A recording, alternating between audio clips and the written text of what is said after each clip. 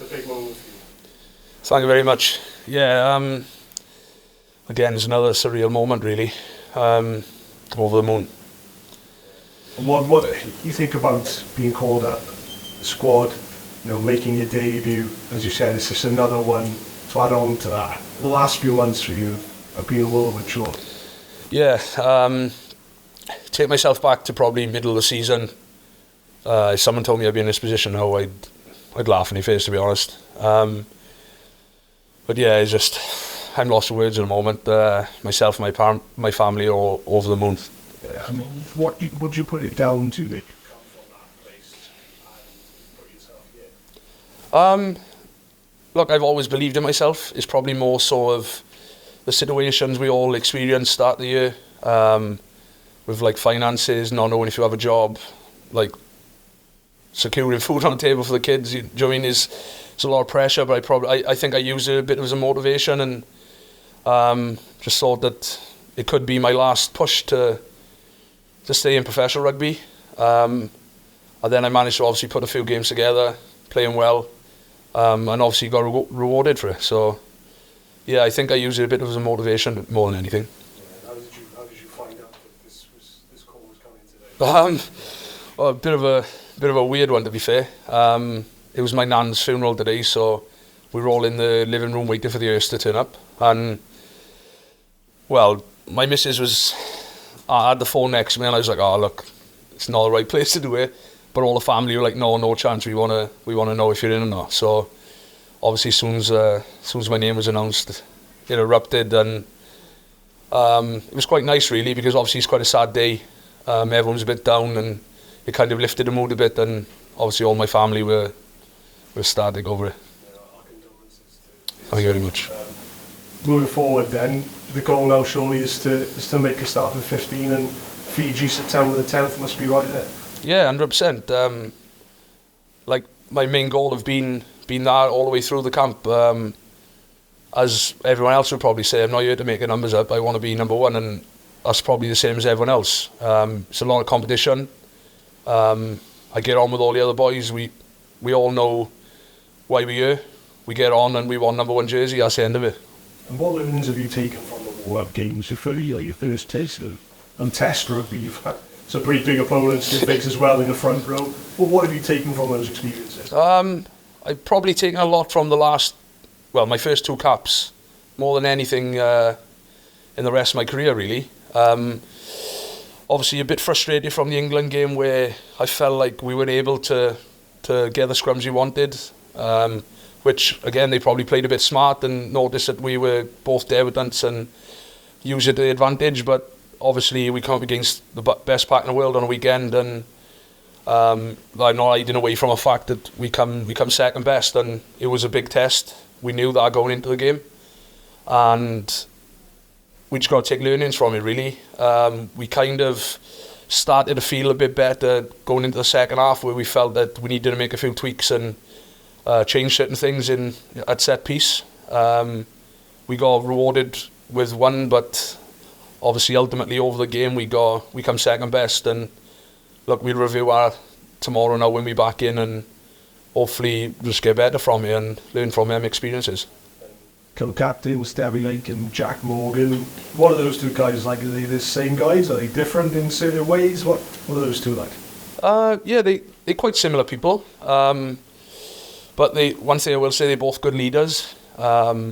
Especially with Jack, he doesn't say a lot, but that's a good thing, because when he does say something, then all eyes are in, and you take on board what he got to say, and obviously you respect them. Like, they're both great players, and obviously captaincy is new to the both of them, so I suppose that it'll take them time to get used to it as well. But I think it's two great blokes. They're ready for the job. Gareth? Corey, Edwards, good news. Obviously, your good friend Kieran Isaac hasn't quite made it. Just a word for him, and just I've seen he's reacted to your tweets as well. Yeah, obviously disappointing for himself. Yeah, I had a little chat with him this morning, and obviously it's tough for him. Obviously, I'm not in his shoes, so it's easy for me to say, but I said to him that obviously from where you were start of the year, like, Cardiff asked him to cover hooker at one point, and now he's a Welsh international, so sometimes you've probably got to take a step back and realise that how far he's come. He's a great player, and I mean, you don't get gifted international honours if you're not good enough, so I'm sure he'll bounce back from it and just take it as motivation and hopefully use it to his advantage and push on for the Six Nations. You had news today into the Dewi race. You've been answering though, and come here afterwards and got to the timeline of events? Yes, yeah, so obviously I just I went back to the club and spent half hour with the family, and obviously spoke to Verity. She didn't know it was my Mansfield role, so she was saying so. I was like, no, look, it's fine. At the end of the day, she had a good life, so it was my great nan it was, so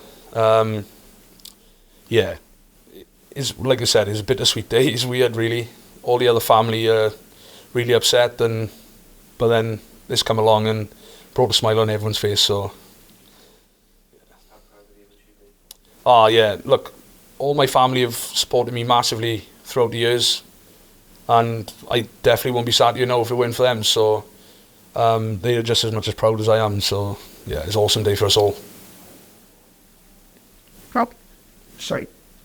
And could you just give us the details about it, give them their name, whatever? And she's not related to your Polish grandfather, is she? No, it's the other side of the family. So could you just give us an age so we make sure we get that right?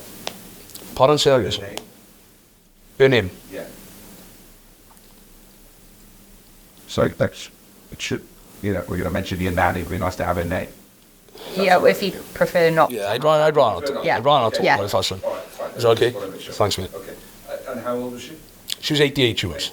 Well, that is a good wife. Yeah. And did you say you'd just been back to the rugby club to... Yeah, just a local club where she went years ago, so just where all the family went back.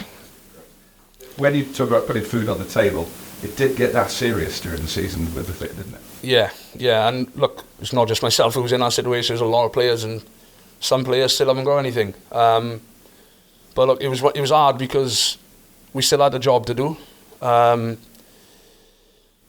think it got to the point where it was 6 weeks left in the season before I actually secured a new deal. So it's quite hard when you've got to put your body on the line.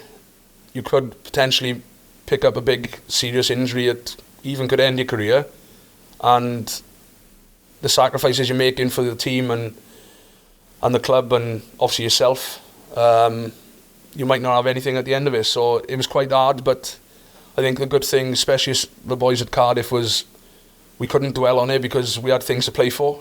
And yeah, like I said, it was a tough time, and but lucky enough we come out on top of it. Was that whether you and Kieran as well, that you played some of your best rugby under that pressure? Yeah, and like that's what I said, it probably used it as a bit of a motivation, and it kind of opened my eyes a bit to where I think I can get to. I doubted myself for a lot of period last year because obviously I weren't getting much love at Cardiff at the start, and with that going on as well, I thought I'd be honest, I was 2 weeks away from calling it a day. Yeah. I sat on my partner and I said that probably going to have to look at going down a different route in my career, and I spoke to a few semi-professional clubs to see what they had on the table, and it wasn't even worth even trying to play semi-pro. That's how bad the game had got financially. So yeah, it was tough to take in, and you can imagine the stress that everyone was going through. But for myself, luckily, managed to secure something towards the end. And look at you now.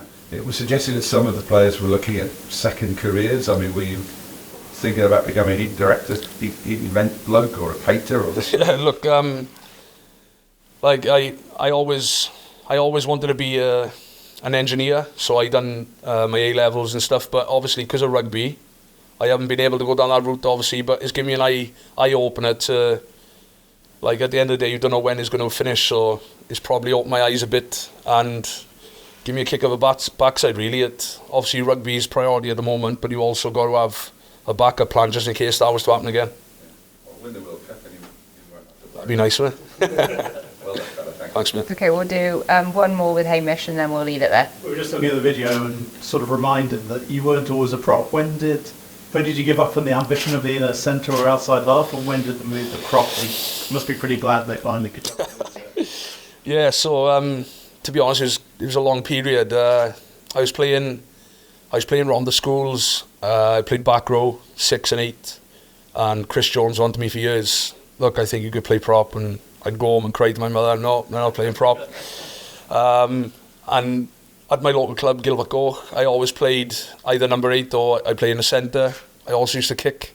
So, obviously you probably won't believe it now, but... Well, they showed the picture, that was right. Yeah, but yeah, I converted when I was 17, so my first youth year at Gilbert, my coach was open with me and said, look, we had a lot of good players at number 8, and we didn't have a loose head, so I put a bit of weight on at the time, and it was one of them situations where I just wanted to play with the boys, so I thought, yeah, if that's what it takes, I'll give it a go, and it just took off from there really.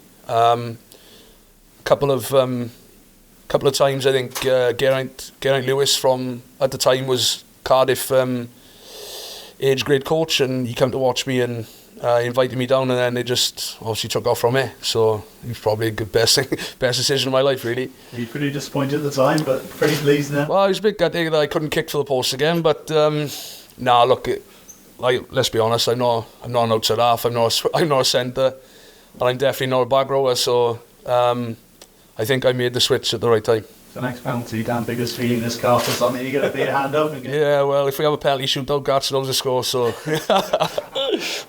You want to be covering 9? I don't know about that one. Okay. Thank you very much. Sorted. Thank you, man.